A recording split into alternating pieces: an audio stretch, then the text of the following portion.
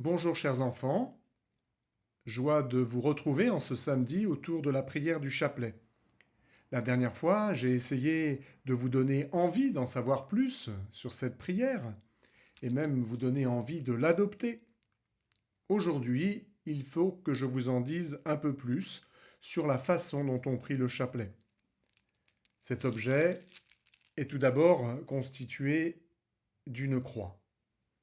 Et puis ensuite, il y a des grains qui sont reliés avec une chaîne. Il y a ce que l'on appelle des dizaines. À 5 reprises, on voit un grain un peu plus gros ou alors isolé des autres. Voilà. Et puis ensuite suivi de 10 autres grains. Voilà. Alors quand on tient le grain un peu plus gros, un peu plus isolé, on récite le Notre Père. Et puis, en égrénant les 10 autres grains, on récite chaque fois la prière du Je vous salue Marie. Et cela 5 fois de suite, vous voyez. 1, 2, 3, 4 et 5. Cela fait donc 5 dizaines. Cela fait donc 50 Je vous salue Marie et 5 Notre Père. Reconnaissez que ce n'est pas trop compliqué. Mais comme je vous l'avais annoncé, le chapelet, ce n'est pas une prière machinale, ce n'est pas un moulin à prière où l'on répète des formules. Nous ne sommes pas des machines. Et ce n'est pas le nombre des Je vous salue Marie et des Notre Père qui fait plaisir à Dieu. Ce qui plaît à Dieu, c'est notre cœur.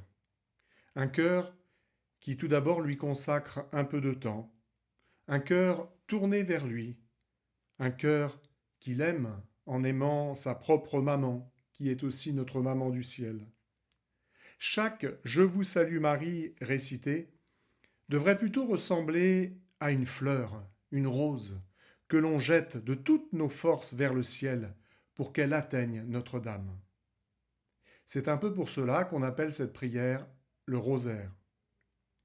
Dans le vitrail central de notre église, vous ne l'avez sans doute pas remarqué, le cadre de la mère du Bon Conseil, porté par les anges, est entouré de fleurs, des lys et des roses, symbole de pureté et de beauté.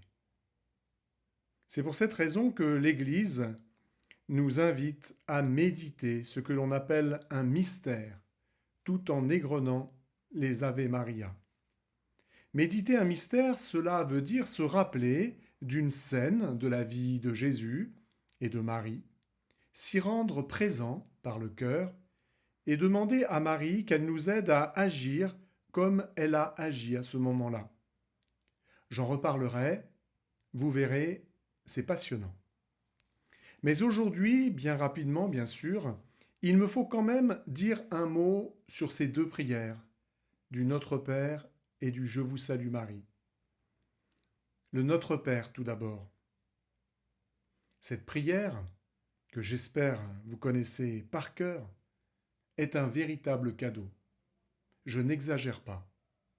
Elle nous a été offerte par Jésus lui-même. Un jour, les apôtres n'en pouvaient plus. Ils voyaient chaque jour Jésus se mettre à part le soir, le matin, la nuit même parfois, pour prier son Père. Et quand ils regardaient Jésus prier, ils étaient saisis. Comme c'est beau, comme c'est grand de voir Jésus en prière. Et nous qui avons tant de mal à prier. Alors, ils ont demandé à Jésus avec insistance, Seigneur, apprends-nous à prier. Et c'est à ce moment-là que Jésus leur a offert cette prière. De toutes les prières qui existent, c'est la seule qui vient totalement du ciel. Dieu nous donne lui-même les mots pour le prier. Tout est résumé dans cette prière. Notre Père qui es aux cieux. Rien que ces premiers mots devraient nous ravir. Dieu veut que nous fassions partie de sa famille. Il est notre Père. Il n'est pas un Dieu lointain, il se fait proche de nous. Il nous a rejoints pour ne plus jamais nous quitter si nous sommes d'accord, car il nous aime. Que ton nom soit sanctifié, que ton règne vienne, que ta volonté soit faite sur la terre comme au ciel. On commence par louer le Seigneur, par le remettre à sa place qui est dans le ciel. Il est le Tout-Puissant, celui que nous devrions aimer et servir en premier. Comme les choses iraient mieux dans nos vies, en effet, si nous mettions Dieu à sa vraie place, qui devrait être la première. Viennent ensuite les demandes. Donne-nous aujourd'hui notre pain de ce jour. Pardonne-nous nos offenses, comme nous pardonnons aussi à ceux qui nous ont offensés. Et ne nous laisse pas entrer en tentation, mais délivre-nous du mal. Amen.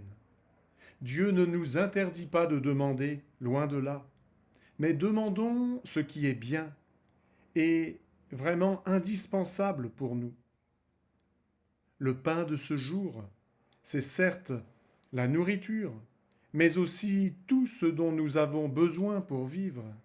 Et certains ont fait remarquer que le pain de ce jour, c'était aussi le sacrement de l'Eucharistie, dont nous avons besoin régulièrement.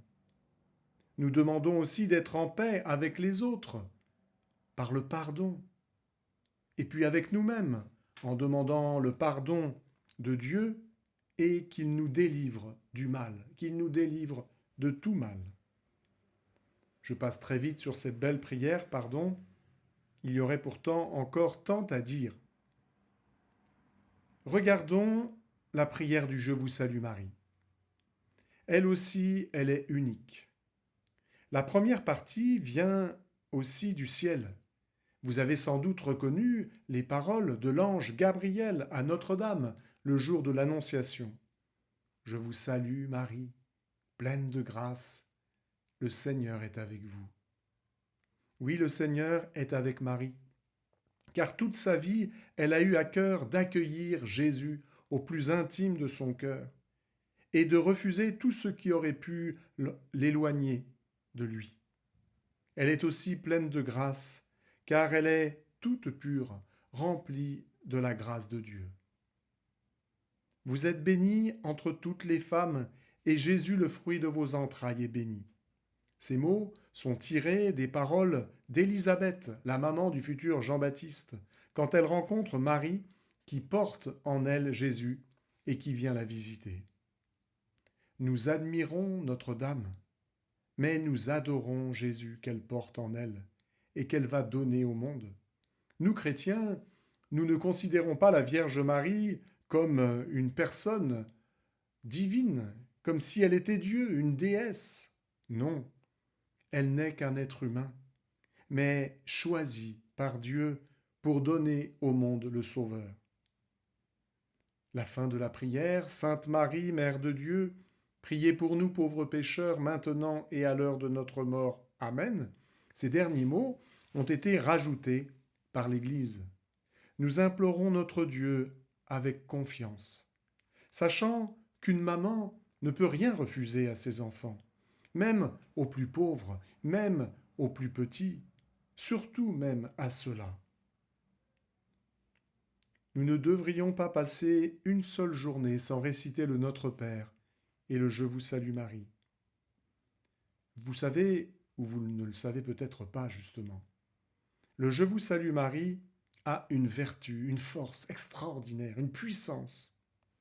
Tenez, quand cela ne va pas, quand vous êtes triste, ou même que vous êtes tenté de quelque manière que ce soit de vous énerver, de faire une bêtise, pensez à réciter le Je vous salue Marie, et la paix reviendra bien vite, je vous le promets. Comme le dit justement saint Louis-Marie Grignon de Montfort, par l'Ave Maria, le péché se détruira, par l'Ave Maria, Jésus en nous régnera. Je vous souhaite un très bon dimanche. Demain, et vous dit à très bientôt. L'Ave contient des charmes auxquels tout est soumis. Les plus grands ennemis avec lui se désarment. Par l'Ave Maria, le péché se détruira. Par l'Ave Maria, en nous Jésus régnera. Qu'on ne sache pas lire, qu'on soit riche et savant, on redevient enfant quand on le sait bien dire. Par l'Ave Maria, le péché se détruira. Par l'Ave Maria, en nous Jésus régnera.